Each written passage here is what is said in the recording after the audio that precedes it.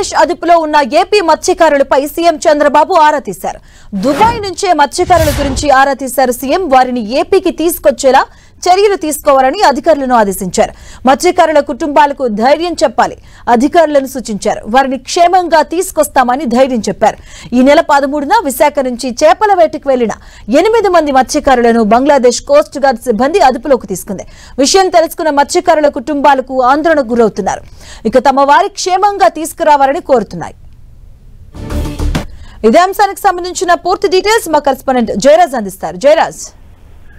Madhavi, Bangladesh coast guard అదుపులో ఉన్నటువంటి AP మత్స్యకారులని పూర్తి సురక్షితంగా తిరిగి తీసుకొస్తామని ముఖ్యమంత్రి చంద్రబాబు నాయుడు హామీ ఇచ్చారు. విషయం తెలిసినట్టు వెంటనే అబుదాబి నుంచి కూడా ఆయన దీనిపైన ఉన్నతాధికారులకు ఆదేశాలు జారీ చేశారు. ఈ నెల 13వ తేదీన విశాఖపట్నం నుంచి చేపల వేటకు వెళ్లినటువంటి మత్స్యకారులు బంగ్లాదేశ్ కోస్ట్ గార్డ్ అదుపులో చిక్కుకున్నారు. దీంతో ఆ కుటుంబాలన్నీ కూడా ఆందోళన చెందుతున్నటువంటి పరిస్థితి ఉంది. విషయం ముఖ్యమంత్రి దృష్టికి వెళ్లడంతో ముఖ్యమంత్రి వెంటనే ఉన్నతాధికారులకు ఆదేశాలు జారీ చేశారు.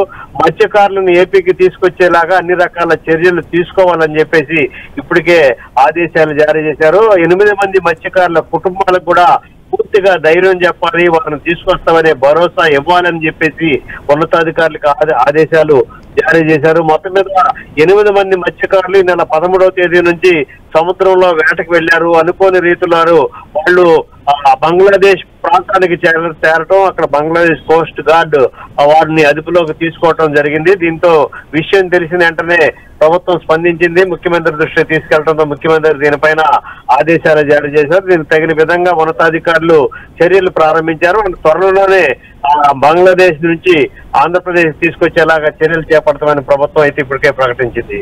మాధవి. రైట్. థాంక్యూ జయరాజ్.